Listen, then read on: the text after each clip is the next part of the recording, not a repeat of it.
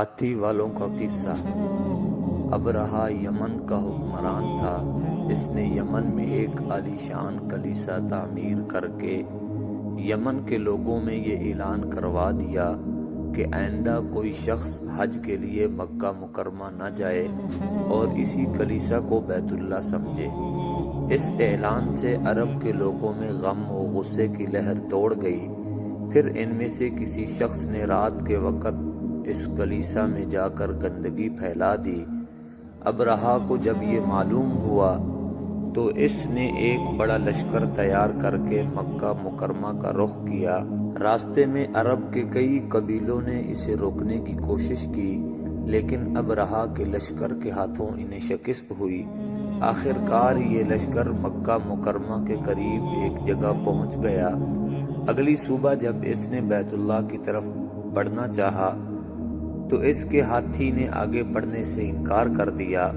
اسی وقت اللہ کی طرف سے عجیب و غریب قسم کے پرندوں کی ایک جماعت آئی اور لشکر پر چھا گئی۔ ہر پرندے کی چونچ میں 3 کنکر تھے۔ انہوں نے لشکر کے لوگوں پر برسانے شروع کر دیے۔ ان کنکروں نے لشکر کے لوگوں کے جسموں کو چیر کر رکھ دیا۔ یہ عذاب دیکھ کر سارے ہاتھی بھاگ کھڑے ہوئے۔ لشکر کے سپاہیوں میں سے کچھ وہیں ہلاک ہو گئے اور کچھ جو بھاگ نکلے وہ راستے میں مر گئے۔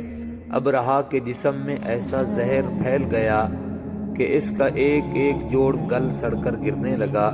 اسی حالت میں اسے یمن لایا گیا۔ وہاں اس کے سارے بدن سے خون بہہ بہہ کر ختم ہو گیا۔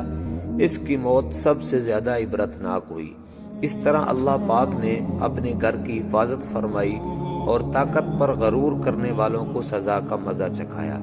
قرآن پاک کی سورۃ فیل میں اللہ تعالیٰ نے اس واقعہ کو یوں بیان فرمایا، کیا تو نے نہیں دیکھا کہ تیرے رب نے ہاتھی والوں کے ساتھ کیا کیا ان کے مکر کو بیکار نہیں کر دیا اور ان پر پرندوں کے جھنڈ بھیج دیے جو انہیں مٹی اور پتھر کے کنکریاں مار رہے تھے، بس انہیں کھائے ہوئے بھوسے کی طرح کر دیا۔